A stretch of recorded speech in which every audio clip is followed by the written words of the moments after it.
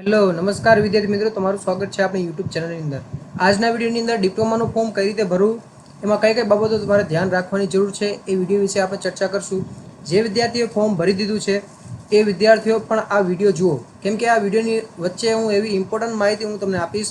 તમને એવું લાગશે કે તમે એ જગ્યાએ તમે ભૂલ કરેલી છે તો તમારે ફોર્મ તમારે પાછું ભરવું પડશે. અને જે વિદ્યાર્થીએ ફોર્મ નથી ભર્યું તો આ વિડીયો એકવાર જોઈ લેજો.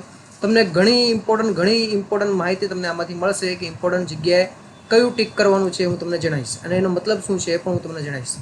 તો સૌથી પહેલાં ગૂગલ પર આવી જઈને તમારે એસીપીડીસી તમારે સર્ચ કરવાનું છે. પછી આજે પહેલી જે વેબસાઇટ છે admission committee four professional diploma courses, એના ઉપર તમે ક્લિક કરશો એટલે તમારે આવી રીતે વેબસાઇટ ઓપન થશે. તમે મોબાઈલમાંથી કરતા હોય તો પણ વાંધો નહીં. મોબાઈલની અંદર તમે ખૂણા ઉપર આવી રીતે 3 બટન આપેલા હશે. એ 3 બટન ઉપર તમે ક્લિક કરશો એટલે એની અંદર એક બોક્સ હશે ડેસ્કટોપ સાઇટ, એ ક્લિક કરીને પણ તમે કરી શકો, અથવા મોબાઈલથી પણ તમે આવી રીતે કરી શકો છો વિધાઉટ ડેસ્કટોપ સાઇટ પર. તો સૌથી પહેલાં તમે ક્લિક ફોર કોમન રજિસ્ટ્રેશન, તો કોમન રજિસ્ટ્રેશન ઉપર તમે ક્લિક કરશો એટલે તમારી સામે આવી રીતે વેબસાઇટ ઓપન થશે. બરાબર છે. હવે આવી રીતે વેબસાઇટ ઓપન જ્યારે થાય ત્યારે સૌથી પહેલાં તમારે શું કરવાનું છે, તમારે આમાં કંઈ પણ નથી કરવાનું. તમારે ફ્રેશ કેન્ડિડેટ રજિસ્ટ્રેશન એના ઉપર તમે ક્લિક કરવાનું છે. તમે એના ઉપર તમે ક્લિક કરશો એટલે તમારી સામે આવી રીતે માહિતી ઓપન થશે. તમારે આ જે માહિતી છે એ તમારે વાંચવાની છે. હવે આની અંદર માહિતીમાં એવું લખેલું છે કે તમે કોઈ પણ જે ડેટા તમે એડ કરો છો તો એ ડેટા છે એકદમ સાચા હોવા જોઈએ. જ્યારે તમે પાછું જ્યારે રિપોર્ટિંગ કરાવવા આવશો ત્યારે એ ડેટા અને તમારા ડોક્યુમેન્ટની અંદર જે તમારા બધી વિગત લખેલી છે એ વિગત બધી સરખી હોવી જોઈએ. જો સરખી નહીં હશે, અલગ અલગ હશે તો તમારું કેન્સલ કરી દેવામાં આવશે.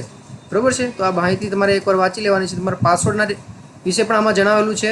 ચોથો ટોપિક છે તો એ જણાવેલું છે કે તમારો પાસવર્ડ છે એ પણ તમારે સાચવીને રાખવાનો છે, ભૂલાય નહીં. તો આની અંદર જો I agree I don't agree લખેલું છે તો આઈ એગ્રીમાં તમારે સિલેક્ટ કરવાનું છે એટલે તમારે ઓટોમેટિક આગળ જશે. હવે તમે અહીંયા જોઈ શકો છો આ સાઇનઅપનું ફોર્મ છે. હવે અહીંયા તમે જોઈ શકો છો candidate name as per 10th marksheet, 10માની માર્કશીટની અંદર જે તમારું નામ છે એ તમારે સેમ ટુ સેમ નામ આની અંદર તમારે લખવાનું થશે. હવે માની લો કે 10માની માર્કશીટની અંદર કોઈ વિદ્યાર્થીનું નામ, માની લો કે એક એક્ઝામ્પલ તમને આપું છું. પહેલાં એનું નામ રમેશ છે, બરાબર.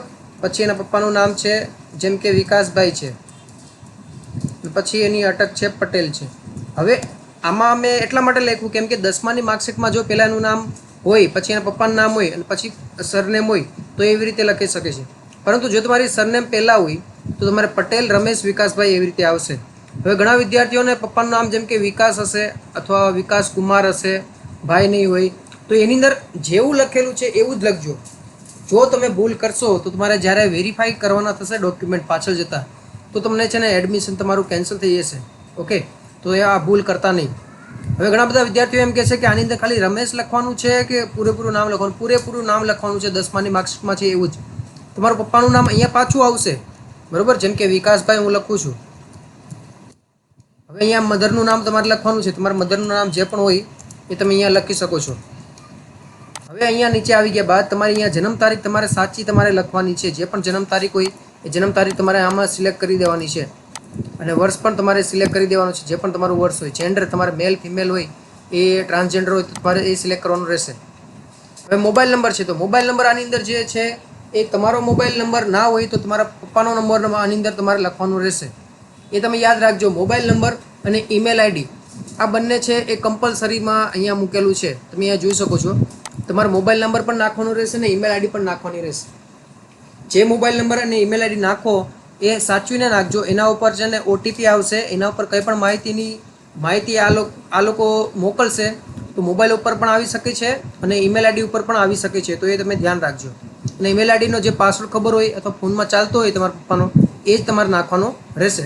તમારા પપ્પાનો ઈમેલ આઈડી ના હોય, તમારું પણ ના હોય તો તમારા કોઈ પણ સગા સંબંધી હોય, તમારા ભાઈ હોય, બહેન હોય, કોઈ એમને પૂછીને તમે ઈમેલ આઈડીમાં નાખી શકો છો. હવે choose your user ID and password, આમાં તમારે સાચવીને નાખવાનું છે. કેમ કે તમે યુઝર આઈડી અને પાસવર્ડ જે તમે બનાવશો પાસવર્ડ જ પાછો તમારે આની અંદર ઉમેરવાનો છે. હવે સિક્યોરિટી પિન એટલે અહીંયા જે તમને દેખાય છે VQ2315 એ તમારે ઉમેરીને આમાં સબમિટ કરવાનો થશે. પછી તમારી સામે એક આવી રીતે ઓપન થશે. તમે સબમિટ કરશો એટલે પછી ફાઇનલ સબમિટ આવશે, બરાબર. તમારી ઉપરની બધી ડિટેલ તમને જણાવવામાં આવશે. ઉપર જેટલી પણ તમે ડિટેલ ફિલઅપ કરેલી હશે, બરાબર. એ બધી ડિટેલ આમાં બતાવશે. પછી કહેશે કે તમારે આમાં સુધારો કરવો છે તો એડિટમાં જશો, અને સુધારો ના કરવો હોય તો ફાઇનલ સબમિટમાં તમારે ક્લિક કરવાનું છે. ફાઇનલ સબમિટમાં તમે ક્લિક કરશો તો તમારા મોબાઈલ ઉપર એક ઓટીપી આવશે. એ મોબાઈલ ઉપર તમારે ઓટીપી નાખવાનો, જે ઓટીપી આવ્યો એ ઓટીપી આમાં નાખવાનો છે. આમાં એક ઓપન થશે, એમાં નાખવાનું થશે, અને આ સિક્યોરિટી પિન નાખશો એટલે તમે સબમિટ કરશો એટલે તમારો આઈડી પાસવર્ડ તમારો બની જશે. બરાબર. આઈડી પાસવર્ડ બની જશે એટલે તમારે સૌથી પહેલાં તમારે પાછું આ પેજ ઉપર આવી જવાનું છે. પાછું આ પેજ ઉપર, બરાબર. ગૂગલ ઉપર તમે પાછા જશો, એસીપીડીસી લખશો, પાછું આ પેજ પર આવી જવાનું છે. તમે આ પેજ ઉપર તમે અહીંયા ક્લિક કરશો એટલે તમારી સામે પાછું આવી રીતે ઓપન થશે, તમે જોઈ શકો છો. બરાબર. હવે તમારે આમાં ફિલઅપ કરવાનું, જે તમે યુઝર આઈડી અને પાસવર્ડ જે બનાવેલો હતો એને તમારે આમાં એડ કરી દેવાનો છે. એમાં હું યુઝર આઈડી અને પાસવર્ડ હું આમાં નાખી દઉં છું.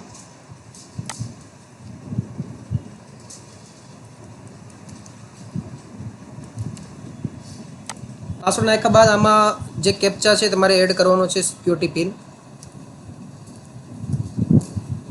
પછી તમારે સાઇન ઇન બટન પર તમે ક્લિક કરશો.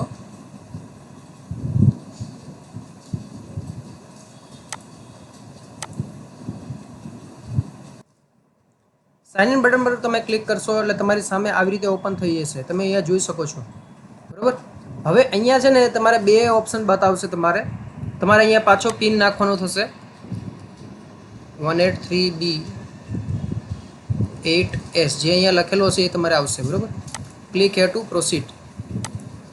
હવે અહીંયા તમારે ધ્યાન રાખવાનું છે કે તમારે સૌથી પહેલાં તો તમારી સામે જેટલી પણ વિગત આવે એ તમારે ભરતી જવાની છે. બરાબર.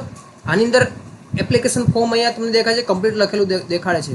તમારે આ જે બધા સ્ટેપ છે, બધા સ્ટેપ તમારે અહીંયા છે લીલા અક્ષરે તમારે આવવા જોઈએ. છેલ્લું આ પે રજિસ્ટ્રેશન ફીસ, આમાં ફીસ ભરવાની બાકી છે એટલે આમાં કમ્પ્લીટ બતાવે છે. હવે આની અંદર જો ફોર્મ કઈ રીતે ભરવાનું છે હું તમને જણાવું. સૌથી પહેલાં તો તમારે આ ફોર્મ તમારે ભરવાનું થશે. એની અંદર તમે જોઈ શકો છો તમારું નામ તમને બતાવશે, રમેશ વિકાસભાઈ પટેલ. તમારા પપ્પાનું નામ, તમારું જેન્ડર છે, પછી મધર્સ નેમ છે, તમારે ડેટ ઓફ બર્થ છે એ તમારે સિલેક્ટ કરવાનું થશે. તમારી કેટેગરી છે એ જનરલ. હવે તમે અહીંયા ધ્યાન રાખો કે તમારે કેટેગરીની અંદર તમારે જનરલ તમે સિલેક્ટ કરો, ઈડબ્લ્યુ સિલેક્ટ કરો, ઓબીસી સિલેક્ટ કરો, કંઈ પણ એસસી એસટી સિલેક્ટ કરો. તમે જે પણ સિલેક્ટ કરશો એ હિસાબે તમારે પાછળથી ડોક્યુમેન્ટ તમારે અપલોડ કરવાના થશે. તમે ઈડબ્લ્યુ સિલેક્ટ કરશો તો તમારે ઈડબ્લ્યુનો દાખલો તમારે અપલોડ કરવાનો થશે, અને આવકનો દાખલો પણ તમારે અપલોડ કરવાનો થશે. બીજું કે તમે એસસી એસટી સિલેક્ટ કરશો તો પછી તમારે એસસી એસટીનો દાખલો તમારે આની અંદર અપલોડ કરવાનો થશે. બીજું કે એસીબીસી તમે સિલેક્ટ કરો તો એસીબીસી નો દાખલો અને નોન ક્રિમિનલનું સર્ટિફિકેટ છે તમારે અપલોડ કરવાનો થશે. એટલે માની લો કે તમે જે પણ કેટેગરીના હોય તો તમારી પાસે એ દાખલો હોય તો તમે આની અંદર જનરલ સિલેક્ટ કરી દેજો. જો એ દાખલો તમારે ના હોય અને જો બનાવવામાં આપેલો હોય તો તમારે 23 જૂન પહેલાં તમારે આ ફોર્મ આવી જવું જોઈએ. જે દાખલો બનાવવા આપેલો છે અથવા નોન ક્રિમિનલ સર્ટિફિકેટ બનાવવા આપેલું છે અથવા દાખલાને પાછું રિન્યૂ કરવા આપેલો છે તો 23 જૂન પહેલાં થઈ જશે તો તમે આની અંદર તમારી કેટેગરી તમે નાખી શકશો. તમે જે પણ કેટેગરીમાં આવતા હોય, બરાબર. અને જો તમારો દાખલો નહીં આવે અથવા તમારે રિન્યૂ થઈને નહીં આવે તો તમારે આમાં જનરલ કેટેગરી તમારે સિલેક્ટ કરીને તમારે ફોર્મ ભરવું પડશે. ખ્યાલ આવ્યો તમને?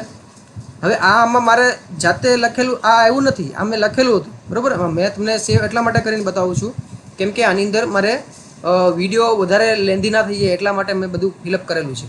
હવે ફિઝિકલ હેન્ડીકેપ એટલે કોઈ પણ વિદ્યાર્થી માની લો કે અપંગ હોય, વિકલાંગ હોય તો આની અંદર યસ કરવાનું થશે. બરાબર. યસ કરશો એટલે પછી એનું સર્ટિફિકેટ પણ આમાં અપલોડ કરવાનું થશે. બરાબર. આપણે ન કરેલું છે.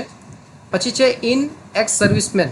માની લો કે તમે આર્મીમાં કામ કરેલું હોય, માની લો કે કોઈ પણ મોટા માણસ છે, વિદ્યાર્થીનું 10માનું ફોર્મ ડિપ્લોમા કરવા માંગતા હોય અને ફોર્મ ભરતા હોય અને આર્મીમાં એમણે કામ કરેલું છે તો આમાં યસ આવશે. પછી એમાં સર્ટિફિકેટ પણ અપલોડ કરવાનું આવશે. તમે કોઈ પણ જગ્યાએ તમે યસ કરો તો એનું સર્ટિફિકેટ અપલોડ કરવાનું થશે. આપણે એમ ન કરેલું છે. હવે અહીંયા ધ્યાન જો ટ્યુશન ફી વ્યુઅર આમાં આપણે ન કરેલું છે. હવે આનો ફાયદો શું છે? જે પણ વિદ્યાર્થી પાસે આવકનો દાખલો હોય તો હું એમને એ જ કહીશ કે ટ્યુશન ફી વ્યુઅરની અંદર યસ કરજો તમે.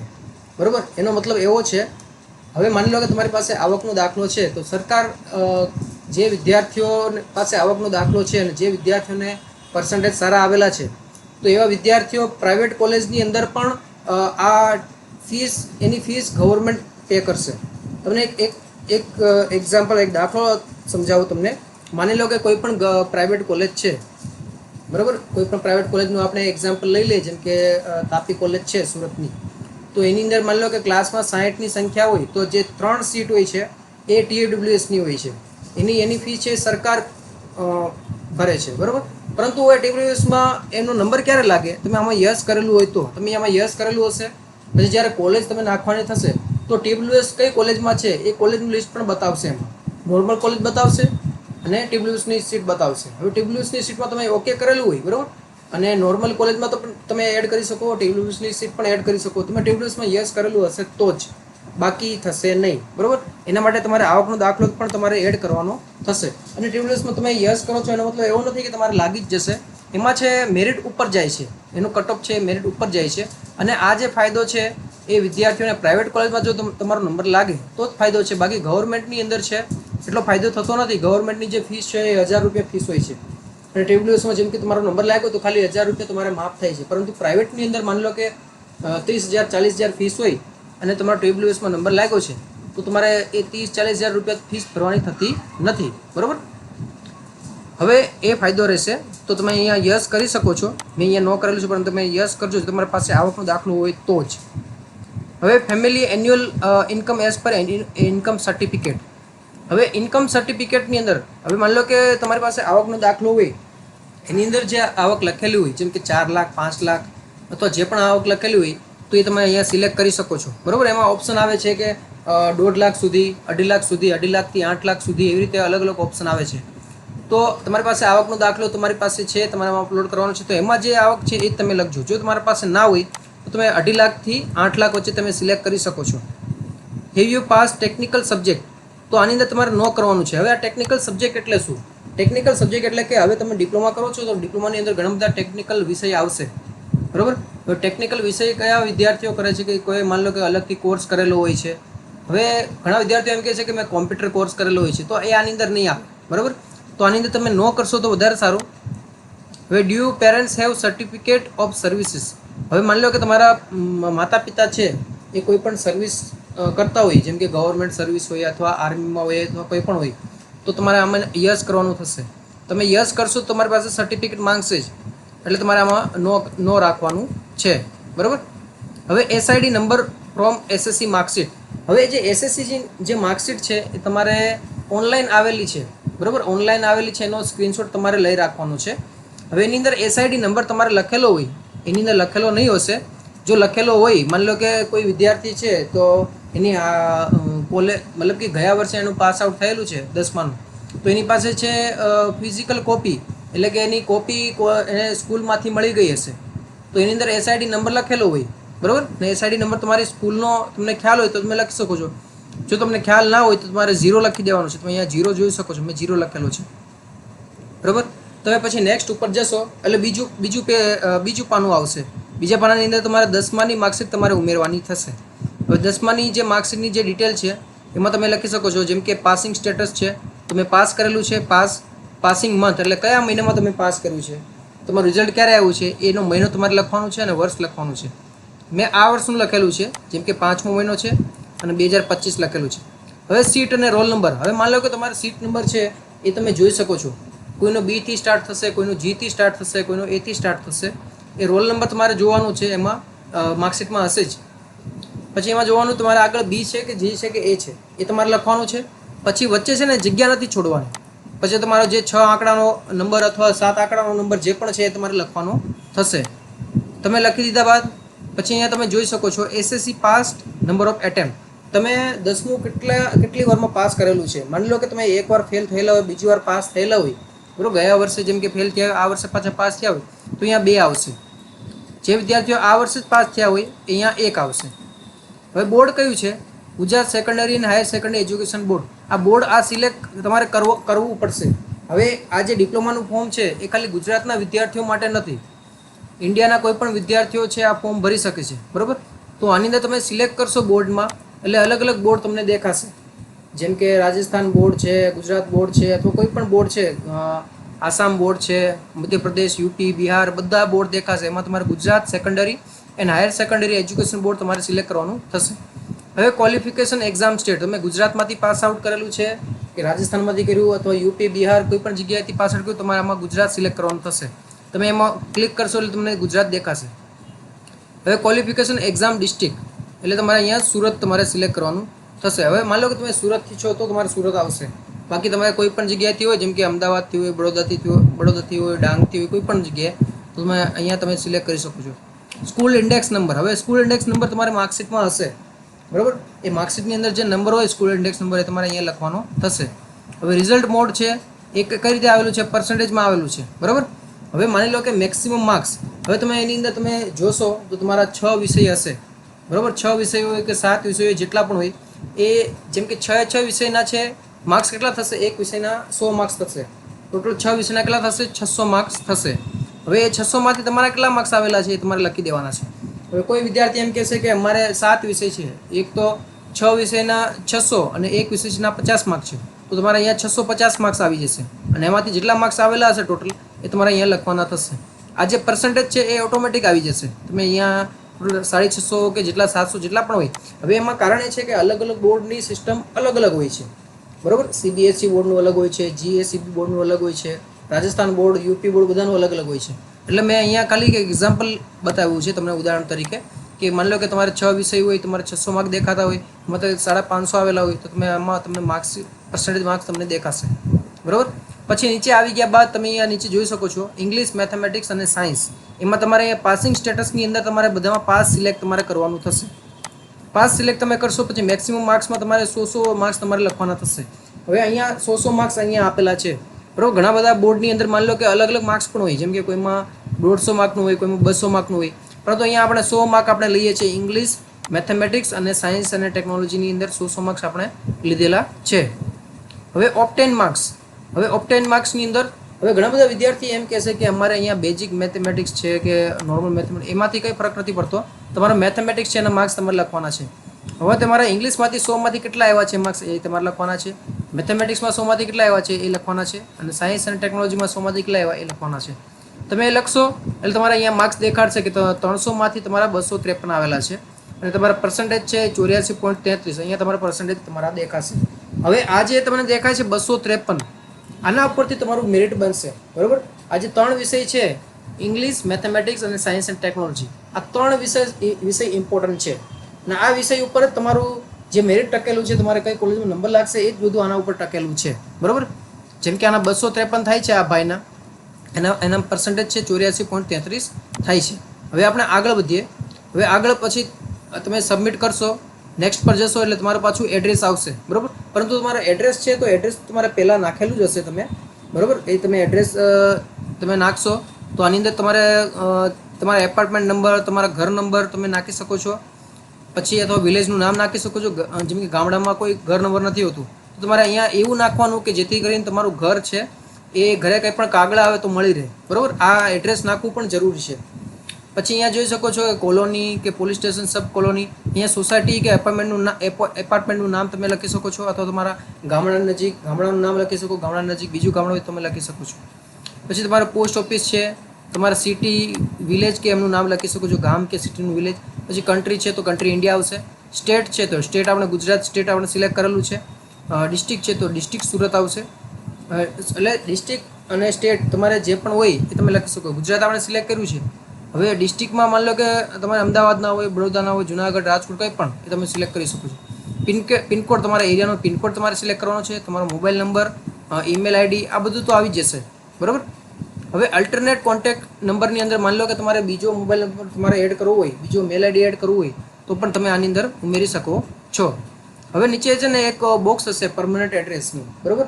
હવે એમાં લખેલું હશે કે તમારું ઉપરનું એડ્રેસ એ જ તમારું પરમનન્ટ એડ્રેસ તમારે સિલેક્ટ કરવું છે તો તમારે પરમનન્ટ એડ્રેસમાં તમારે સિલેક્ટ કરી દેવાનું રહેશે.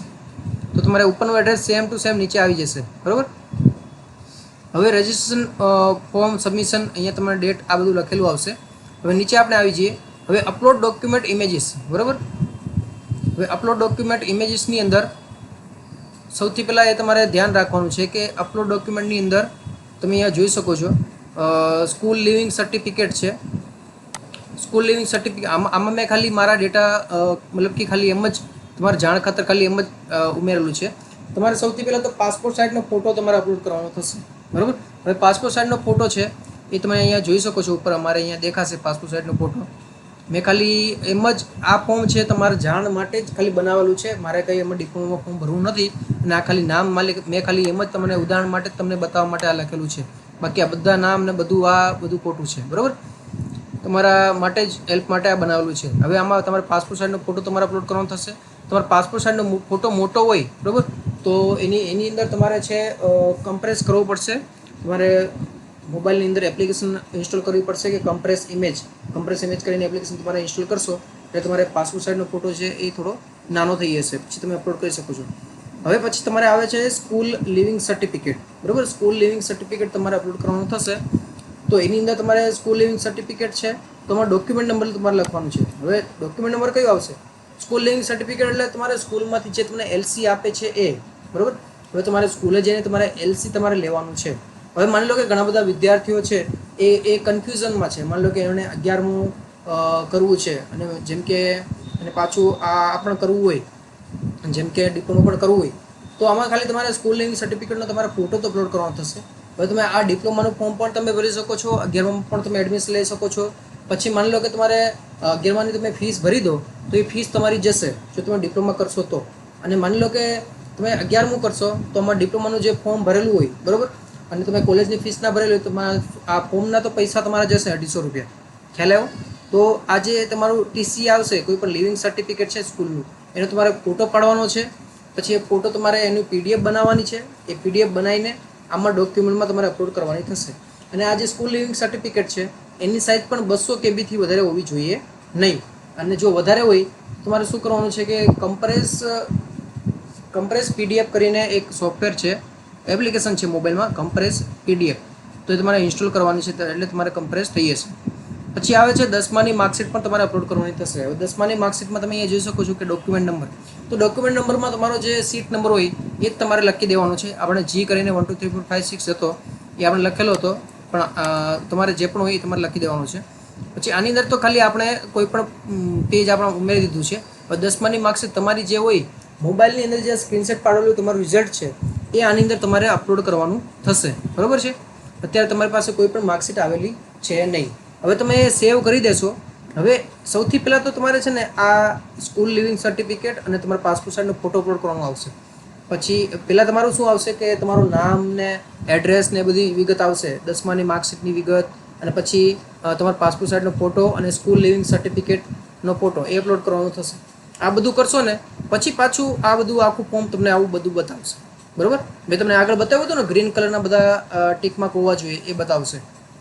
પછી તમે આ બધું ભરી દેશો પછી તમારા ડિક્લેરેશનમાં અહીંયા બતાવશે અને અહીંયા તમારે એક ખરું કરવાનું થશે. ખરું કરશો, તમે નેક્સ્ટ કરશો એટલે તમારી સામે એક ડેશબોર્ડ આવી રીતે ઓપન થઈ જશે. એવું તમને બતાવું છું. આ એક ડેશબોર્ડ ઓપન થઈ જશે, એ તમે અહીંયા જોઈ શકો છો. હવે કોમન ડેશબોર્ડ ઉપર આપણે આવી ગયા. 1 મિનિટ. હવે આપણે આ જે ફોર્મ ભરીએ છીએ ને એ કોમન ફોર્મ છે. કોમન ફોર્મનો મતલબ શું છે કે હવે માની લો કે તમે આ ફોર્મ તમે ભર્યું ડિપ્લોમા માટે. હવે માની લો કે તમારે આઈટીઆઈ માટે પણ ફોર્મ ભરવું હોય તો તમારે ઘડે ઘડે ફોર્મ ભરવાની જરૂર નથી, બરાબર. હવે આ જ ડિટેલ પાછી એમાં કોપી થઈ જશે. હવે અહીંયા જોઈ શકો છો કે એપ્લિકેશન ફોર્મ છે એ મારું કમ્પ્લીટ થઈ ગયું છે. અહીંયા બધામાં ગ્રીન થઈ જવું જોઈએ. ગ્રીન નહીં થશે તો સમજી લો કે તમારું કામ બાકી છે. તમારું જો કામ બાકી હોય તો તમારે અહીંયા જે તમારો કોષ્ટક દેખાશે ટેબલ, એમાં જઈને તમે એમાં ચેન્જ કરી શકો છો. હવે માની લો કે ફાઇનલ સબમિટ પણ મેં આપી દીધું છે. મારે એપ્લિકેશન ફોર્મ પણ મારે ભરાઈ ગયું છે. ક્વોલિફિકેશન ડિટેલ મારે ભરાઈ ગઈ છે, એટલે 10માની માર્કશીટની ડિટેલ, કોન્ટેક્ટ ડિટેલ, મારા ઘરનું એડ્રેસ મારે ભરાઈ ગયું છે. પછી ડોક્યુમેન્ટ એટલે કે મારા ફોટા અપલોડ થઈ ગયા છે, મારી માર્કશીટ અપલોડ થઈ ગઈ છે. ફાઇનલ સબમિટ પણ મેં આપી દીધું છે. હવે પે રજિસ્ટ્રેશન ફીસ એ મારે બાકી છે, બરાબર. હવે રજિસ્ટ્રેશન ફીસ પે કરવા માટે પે રજિસ્ટ્રેશન ફીસ ઉપર આપણે જઈશું. એના ઉપર ગયા બાદ જો તમે જે દેખાય છે કે તમારે 250 રૂપિયા તમારે ભરવાના થશે, બરાબર. પે રજિસ્ટ્રેશન ફીસ તમે ફાઇનલ સબમિટ આપો ને એની પહેલાં એકવાર બધું તમારે એકવાર વ્યવસ્થિત તમારે જોઈ લેવાનું છે. તમે માર્ક્સ નાખવામાં ભૂલ કરતા નહીં. માર્ક્સ નાખવામાં તમે ભૂલ કરશો અથવા તમે માની લો કે તમે કોઈ પણ કેટેગરી ભૂલથી બીજી ચૂઝ કરી લેશો તો તમારે ભૂલ થશે માર્ક્સ નાખવામાં. જેમ કે તમે 1 માર્ક્સ પણ નાખવામાં ભૂલ કરી કોઈ પણ સબ્જેક્ટમાં. હવે માની લો કે તમે માર્કશીટ તમે નાખી, બરાબર. હવે તમે વિચારશો કે હું તો માર્ક્સ ખોટા નાખી દઉં તો મારો નંબર આગળ આવશે, એવું ના હોય. તમે માર્કશીટ નાખો છો અને તમારે માર્ક્સ નાખો છો, આગળ જઈને જે એસીપીડીસીના જે અધિકારી છે એ બંને વેરીફાઈ કરશે કે આના માર્ક્સ ને આની માર્કશીટ છે બરોબર છે કે નહીં. એમની પાસે પણ ડેટા હોય બધા. તમે જેમ કે તમારો સીટ નંબર તમે નાખશો, મેં એક હતો જેમ કે G123456, તમારો જે પણ સીટ નંબર તમે નાખશો એ સીટ નંબર એમની પાસે બધું લિસ્ટ હોય. એ લિસ્ટમાં તમારું રિઝલ્ટ એ લોકો જોઈ શકે. એ જોશે અને તમે એમને ખોટું લાગશે તો તમારું આ બધું રિજેક્ટ કરી દેશે, બરાબર. તો એ તમારે ધ્યાન રાખવાનું છે. બીજું TWS એટલે કે ટ્યુશન ફી વેવર, એના બાબતે મેં શું કીધું હતું એ પણ ધ્યાન રાખજો. તમારો જે આવકનો દાખલો હોય તો આવકના દાખલા પ્રમાણે આવક નાખવાની હોય એ પણ ધ્યાન રાખજો. તમારા જો ડોક્યુમેન્ટ, માની લો કે તમે કોઈ પણ કેટેગરીમાં આવતા હોય, EWSમાં આવતા હોય, SC ST SCBCમાં આવતા હોય, તો તમારે એ દાખલો નાખવાનો થશે. તમારો એ જે દાખલો છે એ સર્ટિફિકેટ, એ ડોક્યુમેન્ટ છે તમારું જેમ કે એક્સપાયર થઈ ગયું હોય, જૂનું હોય, એક્સપાયર થઈ ગયું હોય, પાછું નવું બનાવવાનું હોય, જ્યાં સુધી નવું નહીં બનાવો ત્યાં સુધી તમારે આ ફોર્મ તમારું ભરવાનું થશે નહીં. અને માની લો કે છેલ્લી ડેટ આની આવી ગઈ અને તમારો દાખલો આવ્યો નથી, તો તમારે છે આમાં જનરલ કરીને તમારે આગળ જવા દેવું પડશે, બરાબર. હવે આમાં ફીસ ભરવાની થશે 250 રૂપિયા. તો આપણે આમાં ક્લિક કરીએ પછી પે ફીસ ઉપર આપણે આવી જઈએ. પે ફીસ ઉપર આપણે આવશું તો તમે અહીંયા જોઈ શકો છો કે આ HDFC બેંક પેમેન્ટ ગેટવે, એટલો એનો મતલબ એવો નથી કે HDFC બેંકનું જ અકાઉન્ટ હોવું જોઈએ, એવું નથી, બરાબર. કોઈ પણ બેંકનું credit card, debit card, net banking કંઈ પણ હોય તો પણ ચાલે. અહીંયા તમારે એપ્લિકેશન નંબર આવશે, તમારું નામ આવશે, 250 રૂપિયા આવશે, તમારી ડેટ, બર્થ ડેટ આવશે. અહીંયા તમારે સિલેક્ટ કરીને પાછું પ્રોસેસ ફોર પેમેન્ટ પર તમારે જવાનું છે, બરાબર. આ પ્રોસેસ પેમેન્ટ થાય તમારે નેટ તમારે વ્યવસ્થિત હોવું જોઈએ, બરાબર. હવે તમારે પેમેન્ટ તમારે કરવું હોય તો તમે કાર્ડથી પણ તમે પેમેન્ટ કરી શકો છો, ક્રેડિટ કાર્ડથી, ડેબિટ કાર્ડથી તમે કરી, અહીંયા તમે સિલેક્ટ કરશો એટલે અહીંયા આવશે. ડેબિટ કાર્ડથી તમે કરી શકો છો. પછી નેટ બેન્કિંગ છે તો નેટ બેન્કિંગથી કરી શકો છો. પણ હું તમને કહીશ કે તમે યુપીઆઈથી કરો, બરાબર. યુપીઆઈથી એટલે તમને યુપીઆઈથી સરળ રીતે તમે કરી શકો છો, જેમ કે ગૂગલ પે છે, પેટીએમ છે, એવી રીતે. તો યુપીઆઈ પર જશો પછી જનરેટ QR પર તમારે ક્લિક કરવાનું છે. જનરેટ QR પર તમે જશો એટલે તમારે અહીંયા QR કોડ આવશે. હવે આ QR કોડ છે તમારે મોબાઈલમાં સ્કેન કરવાનો છે. બીજા મોબાઈલથી તમે સ્કેન કરો તો પણ ચાલે, કાં તો પછી આનો જે સ્ક્રીનશોટ છે સ્ક્રીનશોટ લઈ લેવાનો છે, પછી ગૂગલ પેમાં જવાનું અથવા પેટીએમ કે ફોનપેમાં જવાનું છે. આ સ્ક્રીનશોટ તમારે છે ને 250 રૂપિયા તમારે પેમેન્ટ કરવાના છે. 250 રૂપિયા તમે પેમેન્ટ કરશો, અહીંયા તમને જો એક્સપાયરી દેખાડશે 3 મિનિટ અને 40 સેકન્ડ એવી રીતે થશે કે આટલા ટાઈમ માટે જ આ QR કોડ ઓપન થશે. તો એટલા ટાઈમમાં તમે પેમેન્ટ કરશો એટલે તમારું પેમેન્ટ એ થઈ જશે, બરાબર છે. તે આમાં જેવું પેમેન્ટ કરશો એટલે ઓટોમેટિક આ વેબસાઇટ છે એ વેબસાઇટ બીજું પેજ ઓપન થશે. તમારું પેમેન્ટ અહીંયા તમે જે દેખાય છે એ તમારું ગ્રીન કરીને તમારું લખેલું આવી જશે, બરાબર. અહીંયા આપણે પેમેન્ટ એટલા માટે નથી કરતા કેમ કે આ હું ફોર્મ નથી ભરતો, કેમ કે મારે ફોર્મ ભરવાની જરૂર જ નથી. આ તો તમારે જાણ માટે મેં ફોર્મ ભરેલું છે. હવે અહીંયા ધ્યાન, સૌથી પહેલાં તો જે વિદ્યાર્થીઓ જેમ કે અનામત કેટેગરીમાં આવતા હોય, EWSમાં આવતા હોય, તો SC ST અથવા OBCમાં આવતા હોય, SCBCમાં આવતા હોય, આ બધા વિદ્યાર્થીઓ પાસે બધા ડોક્યુમેન્ટ હોય તો તમારી કાસ્ટ પ્રમાણે તમારે એ સિલેક્ટ કરવાનું થશે, બરાબર. કાસ્ટ પ્રમાણે તમારી આવક અને પછી તમારા ડોક્યુમેન્ટ, આવકનો દાખલો, નોન ક્રિમિનલ સર્ટિફિકેટ એ તમારે ઉમેરવાનું થશે. હવે એનો ફાયદો શું છે હું તમને જણાવું. જે સીટ હોય છે એ સીટ એ કેટેગરી વાઇઝ અલગ અલગ મેરિટ બને છે. જેવી રીતે SC ST અને SC ST નું સૌથી નીચે મતલબ કે મેરિટ જાય છે. હવે માની લો કે આપણે 253 માર્ક થાય છે 3 વિષયના. હવે માની લો કે મારે એક કોલેજમાં નંબર લાગે છે, બરાબર, હું ઓપન કેટેગરીમાં છું. હવે 253 નંબર લાગે છે તો SC ST ના જે વિદ્યાર્થી હશે એના 150 કે 160 કે 170 એની આજુબાજુ હશે તો પણ એ કોલેજમાં એનો નંબર લાગી જશે, એટલા ઓછા માર્ક્સે પણ.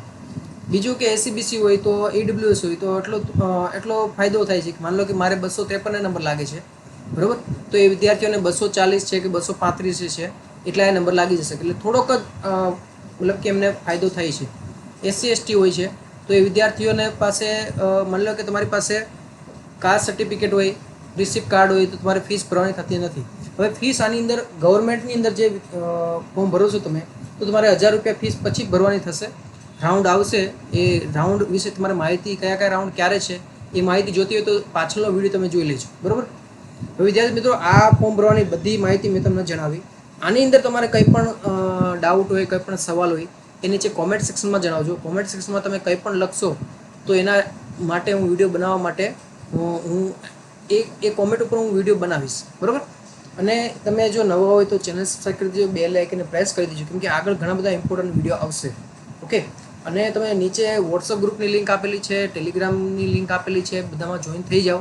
જેથી કરીને તમારા કોઈ પણ વિડીયો તમારે ચૂકાય નહીં. નેક્સ્ટ વિડીયો ઇમ્પોર્ટન્ટ એસીપીડીસીની જે કોલેજ છે ડિપ્લોમાની એના રિગાર્ડિંગ વિડીયો આવશે. તો એ વિડીયો જોવા માટે એક લાઇક આપી દો અને આપણી ચેનલ ઉપર બન્યા રહો. હવે આપણે મળશું નેક્સ્ટ વિડીયોની અંદર. જય હિન્દ, જય ભારત.